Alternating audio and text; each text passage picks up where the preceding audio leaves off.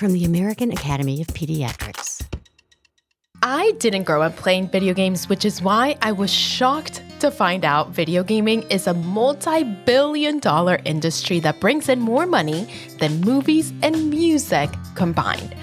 Like it or not, video games are here to stay, and as parents, we need to find balance and keep our kids safe.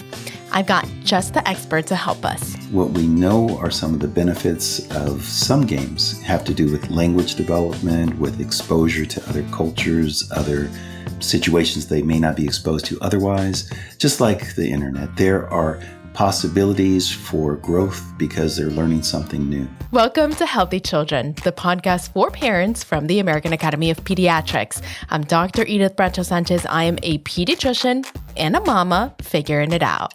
This is a judgment-free space where all questions are good questions, and the answers will hopefully be even better.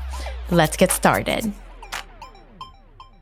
Today, I am joined by Dr. Jeff Hutchinson to talk all things video games. Jeff, welcome. Thanks, Edith. It's always great to talk to you. Oh my gosh, I have so much to ask you, but I think the first thing I'd like to know is what are kids playing out there and where are they playing it? Are we talking phones? Are we talking PlayStations?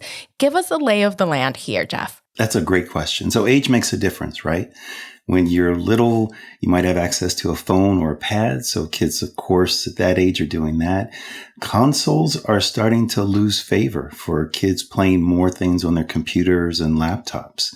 We're seeing a lot of Fortnite and games they can play online. I do still have a lot of patients playing games with other people with the consoles, either PlayStations or Xbox, but you have a little bit of everything. I think what we're seeing the most, though, are kids being able to just pull out something and play instead of having to set something up to play. I like it. Now, I know as a mom that video games will come into our home one day, Jeff. So for someone like me who is looking at video games before they have arrived, help me with the basics. Like, how do I know a good video game from a bad one? And what kinds of rules should I set as the quote unquote ground rules in our home? I love the question because it's really important. There are a lot of different genres of games, from first-person shooters to action-adventure to puzzle games. Everything is out there, and each child has a different attraction to what they really like. So you have to know your child to begin with, right? They're going to be influenced by what their friends are playing. Some really want to be online because their friends are online and they want to interact with them. Others really like the stimulation and the sights and sounds and the adventure. Others like the puzzle games. As a parent, you really need to know what they're playing. And honestly, the easiest way is to play the games with them. If your child wants to play something, you ask them, well, let's play together. Let's see what this is like. And then you can decide as a parent, is this something that I want in my house, or is this something we need to have a longer conversation about? And there are a lot of sites available where you can actually preview games and see what they're about. As a parent, if I have a child who wants to play a game, that's where I would always start, by trying to find out as much about that game as possible. I am listening to you talk, Jeff, and I think I'm going to be the parent that gets really into this. I'm not going to lie. I think that's going to be me. Tell me, what kinds of rules should I set as the ground rules in our home? Yeah. When I was younger, of course, I'm a little older than you, there were no games in the home, right? We had to go to the arcade to play. And when your money ran out, you were done. But then along came Atari and other games that brought them into the house. And then the time limit went away. So I always like to remind parents and teens and kids that there has to be limits. And you can set it as a parent. You can put a timer on and says, when this timer goes off, your time is up. If it's a game where you're playing with other people and you have to finish that game, when the timer goes off, that's your last game. You finish it and you go on from there. The timing is one of the most crucial things that we as parents need to enforce and have very solid boundaries with our kids. The second is the location, right? We don't want games in kids' rooms. It's hard to not do that because the games are noisy, loud, and exciting, and we don't want to be disturbed by them, the pew-pew-pewing of all the other games that are going on while they're playing. So we'd rather them be someplace out of sight, out of earshot, and let them play. But the best thing is to put it in a common area if possible. And that also gets the parents involved too. You're seeing them play. You might want to say, well, can I play that too? Yeah. So timing, location, those are the two most important. And then a bigger rule is that if your child is neglecting other things, their chores, their other activities for the games, you know that your limits need to be a little more strict. Yeah.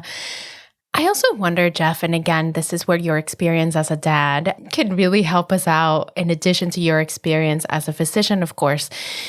How should parents who have already allowed this into their homes think about periodically checking in, perhaps, or re-examining how things are going? Because I think the tendency is to try to set the ground rules, right? We bring these things into our homes and to think, okay, well, we did it, right? Like we established some healthy habits, but I'm telling you from my experience with just screen time in general, it doesn't always work that way. I mean, I see us allowing a little bit more, a little bit more, a little bit more. So should we be doing these regular check-ins? How did you handle it in your own home? Yeah, the best way to handle that is to make it part of the routine. We already recommend for parents and families to sit down for dinner every night. A very easy conversation is, what did you play today? What did you do online? And that is a great check-in that happens daily, and the kids get used to being ready for mom or dad to ask about their gameplay and how much time they played. We all underestimate how much time we play. They're probably on for more than they are willing to admit, but they will play. And that's a good way to kind of check in. Having it in that common space can help too. And then there are timers. So if they're on their phone or tablet a lot playing, there are ways to see how much time they actually played. And it's up to us as parents to look at those numbers and decide, is this increasing to a level that I'm not comfortable with? Is this interfering with something else that's going on in their lives? Is this something we need to address? But by just making a routine part of the conversation you have every day, it's the same as asking about if they ate their fruits and vegetables, if they got outside to play, if they're getting enough sleep. Gaming is a part of life, like you said in the beginning now, and just including it in daily, regular conversation is the best way to keep tabs on it. Yeah, I love it. And our kids are so smart, right? I have to tell you, my 3-year-old, when I'm asking and checking in about the day, when he knows he's done something he's not supposed to, he'll be like, I don't want to talk about it. Yep. So they know, right? They know. And I think them knowing that we are checking in regularly is almost like the most important part of the whole exercise, right? It's like, I'm watching. Absolutely. I'm still here. Jeff, something that worries me as a mom and for my patients is the potential for violence impacting my child's beliefs and his behavior, right? It's both. I worry that it's going to impact behavior, but I also worry that over time, it can impact his belief system. How much do we know about the effect of violence, specifically within video games, on behavior, Jeff? There is still a lot of controversy about that. A quick background about me. I was in the Army for 25 years, and we were one of the first organizations that actually used video game type simulations, right? And even in medicine, we use sim centers all the time where we're trying to train people to do certain behaviors with video assistance. So anyone who argues that repetitive exposure to any kind of stimulus is not going to affect someone is really being blind to the reality that any behavior you do over and over again affects your behavior in the future. Having said that, when we do simulations, they have to be as realistic as possible for them to translate into the real world, which means that if you have a child with a joystick or handheld controller playing a shooting game, that does not translate into them picking up a weapon and shooting. It's just not the same thing. But of course, it does garner fear. And there are some good research topics that show that kids that play violent video games over and over, they might become a little desensitized, but if nothing else, we know that they become more able to focus on targets and things that the games ask them to do. And in fact, there's now an FDA-approved video game to help kids with ADHD concentrate better. So we know that video games and repetitive exposure to certain stimuli can change the way people think and behave. And our goal as parents, of course, is to keep them as well-rounded as possible and to think about what they're being exposed to so that we can curate the more positive images and not the negative ideas of us versus them, or I need to destroy something in order to win. Wait, Jeff, before we move on, tell me more about this game that helps with ADHD.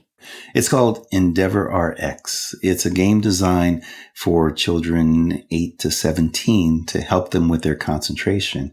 It's expensive. It costs quite a bit per month to use, and it hasn't had a lot of science behind it, backed by rigorous research study, but it does seem to be one of the games, one of the examples out there that show how games can be beneficial for certain conditions. Yeah. And Jeff, maybe, my question is coming from a place of fear, right? I'm worried about the exposure to violence. I'm worried about his beliefs changing, which is, why the context that you just gave us is so helpful. But are there also known benefits of playing video games? Absolutely. So, as I said earlier, there are different types of games, right? From puzzle and adventure to sports games to the shooter games. And what we know are some of the benefits of some games have to do with language development, with exposure to other cultures, other situations they may not be exposed to otherwise. Just like the internet, there are possibilities for growth because they're learning something new. So those things we know about. The video game I just mentioned before about helping ADHD, I think we're going to see more of that in the future. Games designed to be specific for an individual to help them either with meditation, with regulating their emotions. There are games like that that can definitely benefit people if they're designed with that in mind and not just designed to grab attention and grab eyeballs. Yeah. Now, I want to ask you one more question about this, and then I want to move on because I also want to ask you about multiplayer video games. But say, for example, a parent who is listening has a child who is spending hours and hours playing a video game where there is shooting involved, and they are starting to become concerned about their behavior, their beliefs, perhaps them becoming a little desensitized to violence, as you mentioned. What can they do? What should they do, Jeff? Is this a situation that merits intervention? And if so, what do we do? Yes, there is a population that is more sensitive, more susceptible. We're still trying to figure out what those factors, what those traits are. But you said the first thing that a parent needs to do is to acknowledge and realize it. If you notice that your child is becoming more irritable, sleeping less, having trouble completing tasks that they're supposed to complete, then that is your first warning that perhaps video game or some other activity is taking up too much of their life and maybe contributing to the problems that they're having. So as a parent, that's where we have to set boundaries again. We have to say, I notice and I realize that you're playing about 5 hours every day. That's too much for us as a family. So let's talk about how do we reduce that. There may be resistance in the beginning. Your child may say, no, this is the right amount of time for me. I don't want to do any less. That is when the whole parenting and compromising and realizing where your power lies comes in. You have the ability to take away controllers. You have the ability to take away consoles. We as parents have the ability to set those limits. And believing that we don't have that power and authority is one of the pathways down losing control. So knowing that we can make a difference, knowing that we can intervene first as a family, and if that's not helping, professional help is absolutely necessary, either with your pediatrician, family practitioner, or counselor. Someone else as a objective, non-emotional third party can often give great advice as how to move forward in a situation where you see that your child is becoming less of the child that you want them to be. Yeah, I so appreciate that, Jeff. And I hope, anyone listening who's having those difficulties finds that helpful. It's a bit of a step-by-step, right? You try at home, you discuss, then you remember where your power lies. And then if that's not working, you seek help, and nothing wrong with that. Jeff, as I mentioned, I'm curious to hear your thoughts on multiplayer video games. I can see where playing with your friends could potentially be good and hopefully is good. But as a mom, again, can you tell that I'm a little fearful? Yes. I would worry about strangers being able to talk to my child in real time. What is your take? What do we do? Yes, I ask my patients this all the time. When you play, do you play by yourself? Do you play with people you know? Has anything happened online that's made you feel kind of icky or funny at all? And asking that question regularly as a parent is something very easy to do. Tell me about who you played with today. Do you know everybody that you played with?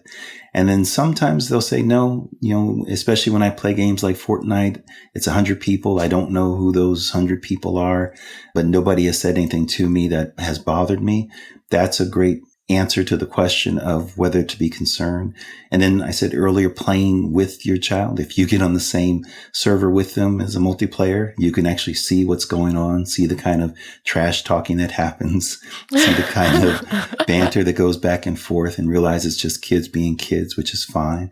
Think about it the same way as if you were on the playground and kids were playing just a game of tag or whatever. Would you really try to step in to stop them from talking to each other a certain way? Probably not. But if some adult was in there trying to intervene, that would not be acceptable, and we'd want to do something about that. So your overall fear is valid because there are people online who want to do things that harm other people. But our children also have grown up in this age, and they're becoming more and more wise. And as long as they feel like they have an outlet and someone they can talk to, and they're asked the questions regularly, you're going to catch when they feel like something online is really bothering them. I'm feeling better already, Jeff, about this. Jeff, as we come to the end of our show, we like to end with what we call a parenting prescription. So when it comes to video games in our homes, what is one thing you want all parents to remember and prioritize, perhaps? The first thing I want all parents to know is that not all video games are created equal. If I have a child playing FIFA soccer, I'm much more lenient and happy with them playing that than I have a child playing God of War or SEAL Team 6, any other of the violent games. So realize what games your kids are playing, watch them, be able to identify what type of game they're playing. And then the second most important one is to play with them. If you can, in some of the games, my kids used to play Super Smash, which is a kind of king of the hill fighting game that I would always lose because they knew how to beat me. But I would play with them and realize some of the way that they interacted with each other, interacted with me. You can't get a better idea of how your kids interact with games than by playing with them. So play with your kids. Love that. As I said, I'm an aspiring gamer when games arrive to our home. Dr. Jeff Hutchinson, thank you so much for joining us today. My pleasure. And thank you at home for joining us. If you like the Healthy Children podcast, please subscribe on your favorite podcast app and help us spread the word. Follow Healthy Children on YouTube, Instagram, Facebook, and Threads at Healthy Children AAP, and be sure to visit healthychildren.org, the parenting website of the American Academy of Pediatrics. Healthy Children is a production of the American Academy of Pediatrics.